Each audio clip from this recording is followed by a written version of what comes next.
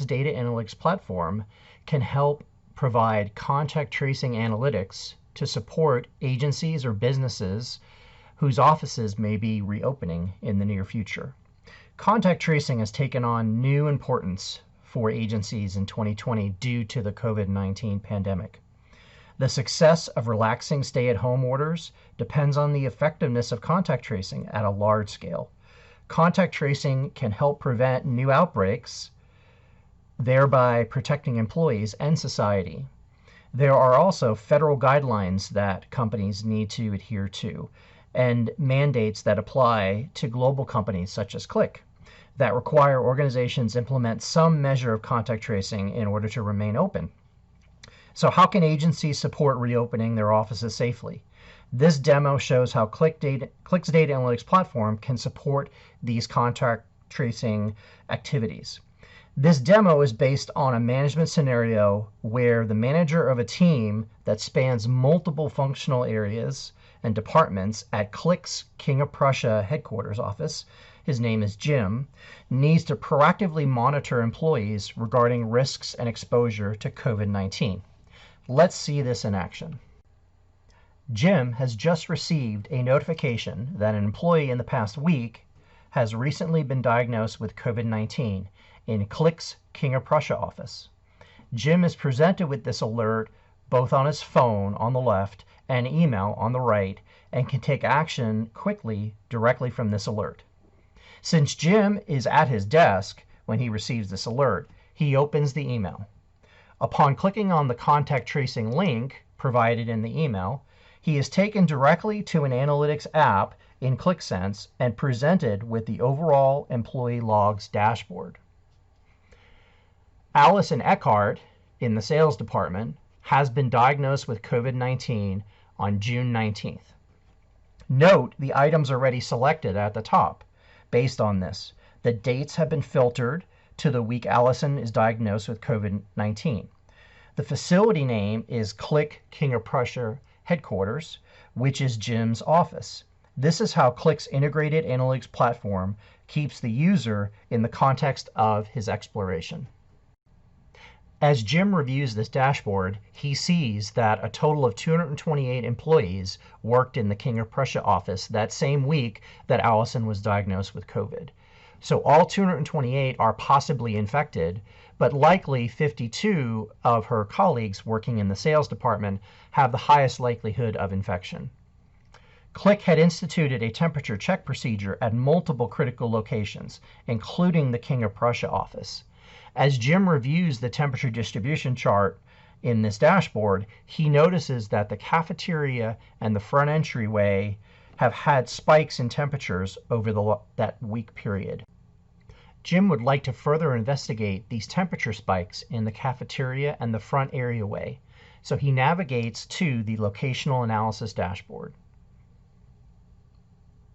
The cafeteria is in gray in the middle of this floor plan. Some questions Qlik Sense can help answer, namely, which employees of mine in the surrounding departments are also at risk of exposure to COVID? Is it possible that the communal area, the cafeteria, is the hub for spreading the infection? So, in order to help answer those questions, Jim decides that he wants to filter down and only show those departments that are closest to the cafeteria. So in the department filter, he chooses the business development, customer success, engineering, and sales departments, and updates his display. On the map, he hovers over the sales department on the floor plan and is presented with all of the information that he was expecting. That Allison is the one positive infected case. 52 of her employees are both likely and possibly infected based on their exposure to her during this week in June. Jim remembers that recently, due to COVID, Qlik had also instituted a check-in and check-out process for monitoring traffic flow around the different areas of the King of Prussia office. Jim is interested in understanding these traffic patterns, so he navigates over to the traffic pattern dashboard to see which employees frequented the cafeteria that week. In observing the different charts on this dashboard, Jim quickly sees that the bottom left chart, employee traffic, shows traffic patterns between employees and locations. The bottom right chart, employee entrance patterns, shows the employee check-in and check-out times at the different locations, along with their temperatures at those scan times. Jim is interested in understanding, are there any other employees who were also showing high temperatures that week when they were in the office? So he filters on the temperature to sort in descending order.